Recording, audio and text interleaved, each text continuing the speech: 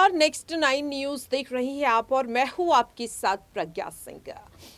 आम आदमी पार्टी के राज्यसभा सांसद संजय सिंह, क्या संजय सिंह का हाल भी अब मनीष सिसोदिया जैसा होने वाला है? दिल्ली आबकारी नीति मामले में जिस तरह से अब आम आदमी पार्टी और ज्यादा फंसती ही चली जा रही है, क्या वाकई में अब देश की पहली पार्टी आम आदमी पार्टी होने वाली है जो पूरी तरह से एक साथ खत्म हो जाएगी?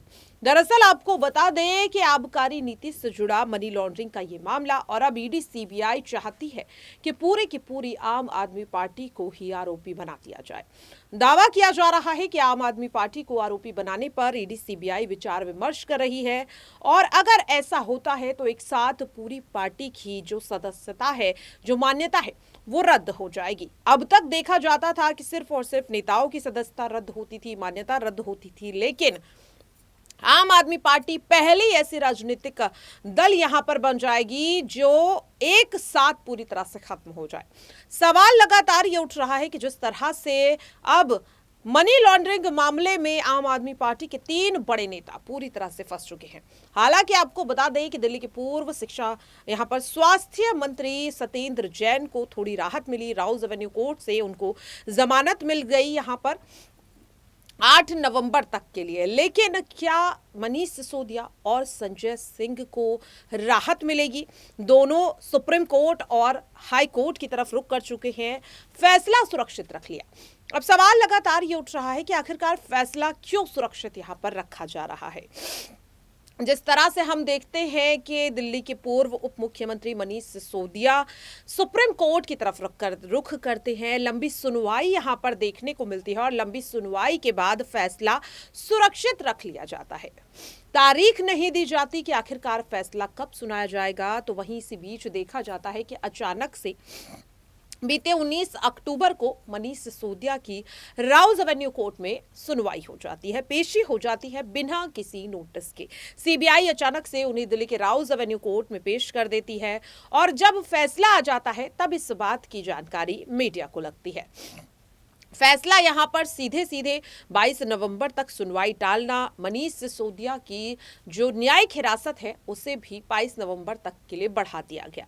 और ऐसा ही कुछ अब संजय सिंह के साथ भी हो रहा है। जमानत याचिका को चुनौती देने के लिए यहाँ पर सीधे सीधे अगर हम बात करें तो जो संजय सिंह हैं वो दिल्ली हाई कोर्ट पहुंचते हैं। दिल्ली हाई कोर्ट में संजय सिंह ईडी के फैसले को, राउज एवेन्यू कोर्ट के फैसले को चुनौती देते हैं, जमानत याचिका दाखिल करते हैं, रिहाई की मांग करते हैं। और इस दौरान ये भी देखा जाता है कि जो यहाँ पर मनीष सिसोदिया के बाद संजय सिंह की जब पेशी दिल्ली हाई कोर्ट में होती है तो उनके वकील कई बड़ी दलीलें रखते हैं, ईडी से कई बड़े सवाल पूछते हैं और हाई कोर्ट में कहीं ना कहीं जज जो है वो भी सीधे सीधे ईडी से सवाल पूछते हैं। लेकिन देखने को मिलता है कि लंबी बहस यहां पर चलती है, लगभग देर शाम तक कोई जानकारी सामने नहीं आती कि सुनवाई में आखिरकार क्या कुछ हुआ, क्या बातें हुई, क्या दलीलें रखी गई, क्या फैसला हुआ।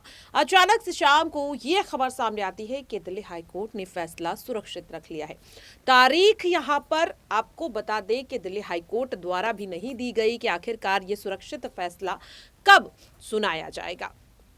तो यहां पर साफ तौर पर देखने को मिल रहा है कि मनीष सिसोदिया हो या फिर संजय सिंह, दोनों की जो कड़ियां है वो एक दूसरे से जुड़ती हुई नजर आ रही हैं। दोनों के साथ ईडी का जो सलूक है वो एक जैसा देखने को मिल रहा है। दोनों के मामलों पर कोर्ट की भी कार्रवाई लगभग सिमिलर देखने को मिल रही है। बस ये है कि मनीष सिसोदिया को गिरफ्तारी और जमानत मिलने तक लगभग यहां पर 250 दिन जेल में बिताने पड़े हैं। और अगर यहां पर बात करें संजय सिंह की, तो संजय सिंह लगभग 1 महीना यहां पर कह सकते हैं कि बिता सकते हैं, क्योंकि 27 अक्टूबर को मामले में राउज एवेन्यू कोर्ट में सुनवाई होनी है। और अगर बात करें उनकी गिरफ्तारी की तो बीते 4 अक्टूबर को ईडी ने उन्हें गिरफ्तार किया था। अब ऐसे में कई सवाल हैं जो बार बार निकल करके सामने आ रहे हैं। और अब आपको बता दें कि यह भी दावा किया जा रहा है कि शायद अब अगला नंबर मुख्यमंत्री अरविंद केजरीवाल का भी हो सकता है। दरअसल आपको बता दें कि दिनेश अरोड़ा जो इस मामले में एक लौते गवाह के तौर पर देखे जा रहे हैं, उन्होंने साफ तौर पर कहा कि इस पूरे मामले में मुख्य आरोपी के तौर पर मनीष सिसोदिया है, क्योंकि मनीष सिसोदिया द्वारा ही यह आबकारी नीति लाई गई।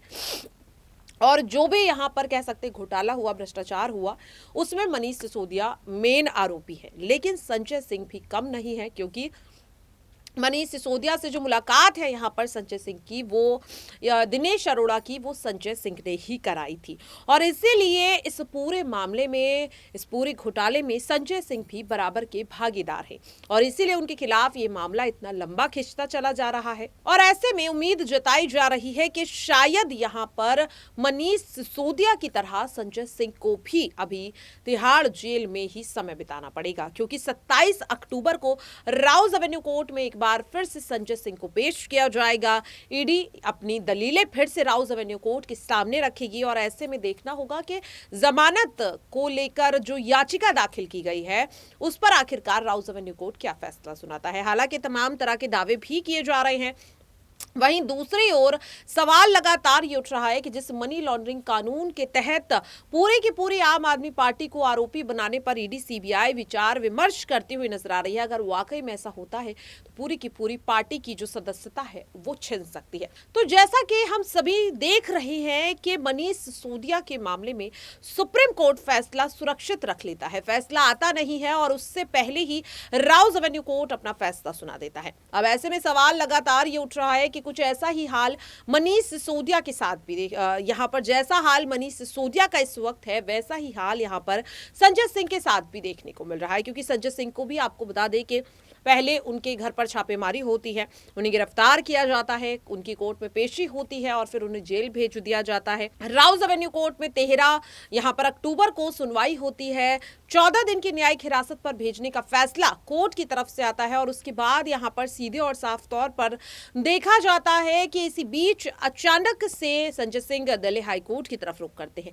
दिल्ली हाईकोर्ट ने फैसला सुरक्षित रख लिया है, तो क्या अब ये माना जाए कि हाईकोर्ट का फैसला आने से पहले राउज एवेन्यू कोर्ट फिर से संजय सिंह की रिमांड को बढ़ा देगा, उनकी न्यायिक हिरासत को बढ़ा देगा, क्योंकि कड़ियां जो है वो एक दूसरे से काफी हद तक जुड़ती चली जा रही हैं। और इसीलिए बार बार ये जो सवाल है ये मन में उठ रहा है कि क्या वाकई में संजय सिंह और अब मनीष सिसोदिया इस मामले में बिल्कुल भी राहत नहीं पाएंगे और वो जेल पूरी तरह से चले जाएंगे। क्योंकि आपको बता दें कि जमानत याचिका को लेकर इस वक्त दोनों ही नेता उम्मीद लगाए बैठे हैं सुप्रीम कोर्ट और हाई कोर्ट से, और फैसला यहां पर सुरक्षित रख लेने के बाद क्या अगला कदम यहां पर रहेगा दोनों नेताओं का। क्योंकि दोनों नेताओं के जो वकील हैं वो साफ तौर पर दावा कर रहे हैं कि ईडी के पास कोई भी ठोस सबूत नहीं है, और ऐसे में देखना ये काफी ज्यादा दिलचस्प होगा कि क्या अब यहां पर उच्च अदालतों से दोनों नेताओं को राहत मिलती हुई नजर आएगी या नहीं,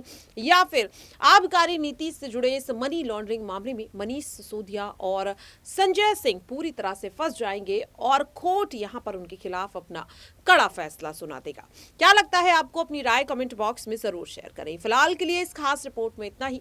देश और दुनिया की तमाम खबरों के लिए आप सभी देखते रहिए नेक्स्ट 9 न्यूज।